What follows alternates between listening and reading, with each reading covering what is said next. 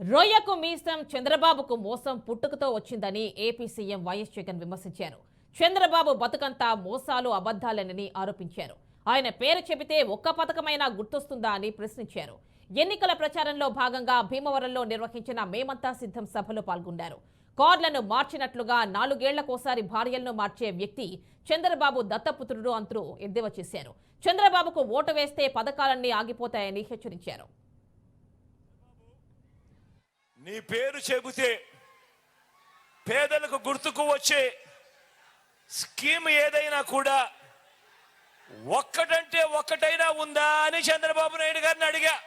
నీ పేరు చెబితే పేదలకు గుర్తుకొచ్చే ఒక్కటంటే ఒక్క మంచైనా ఉందా అని చంద్రబాబు నాయుడు గారిని అడిగా. చంద్రబాబు పేరు చెబితే మాత్రం గుర్తుకొచ్చేటివి ఏమిటో తెలుసా?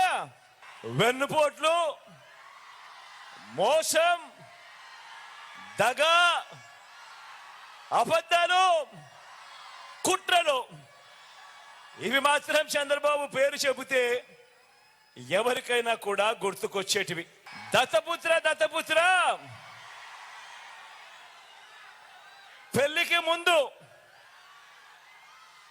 పెళ్లికి ముందు పవిత్రమైన హామీలిచ్చి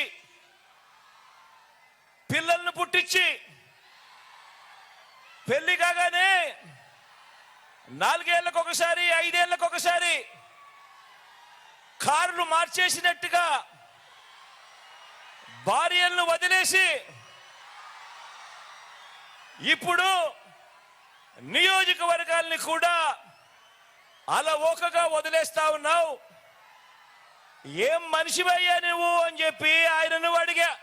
అయ్యా దత్తపుత్ర, ఒకసారి చేస్తే పొరపాటు, మళ్ళీ చేస్తే దాన్ని అలవాటు అంటారయ్యా దత్తపుత్ర. మోసాలని, వెన్నుపోట్లని, పొత్తుల్ని నమ్ముకొని ఈరోజు చంద్రబాబు నాయుడు గారు రాజకీయాలు చేయాల్సి వస్తా ఉంది.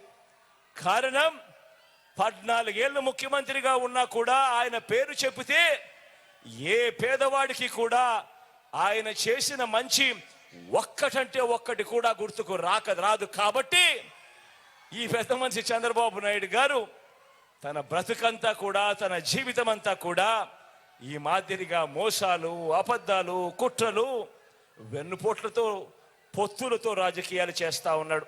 రొయ్యకు మీసం, బాబుకు మోసం పుట్టుకతోనే ఎలా వచ్చాయో మనమంతా ఈ భీమవరంలో తేల్చేద్దామా? 58 నెలల మన పాలనలో మనం చేసిన ఇంటింటి అభివృద్ధి మన ప్రోగ్రెస్ కార్డ్ అయితే అందరినీ మోసం చేయటం, నమ్మితే నట్టేయటం, ముంచటం చంద్రబాబు ట్రాక్ రికార్డు.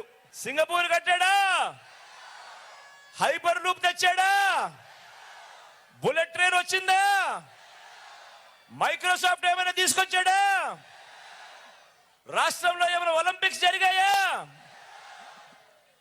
కొత్తగా ఏమైనా పోర్టులైనా కట్టాడా? ఫిషింగ్ హార్బర్లు ఏమైనా కట్టాడా? చంద్రబాబు కట్టకపోతే పోయా. కనీసం ఏ గ్రామంలో అయినా, ఏ గవర్నమెంట్ స్కూల్ అయినా, ఏ గవర్నమెంట్ హాస్పిటల్ అయినా కనీసం వాటినైనా బాగు చేశాడా అని అడుగుతా ఉన్నాను. మరి బాబు వస్తేనే అభివృద్ధి అని వాళ్ళు చెప్పేది బోగస్ రిపోర్ట్ కాదా?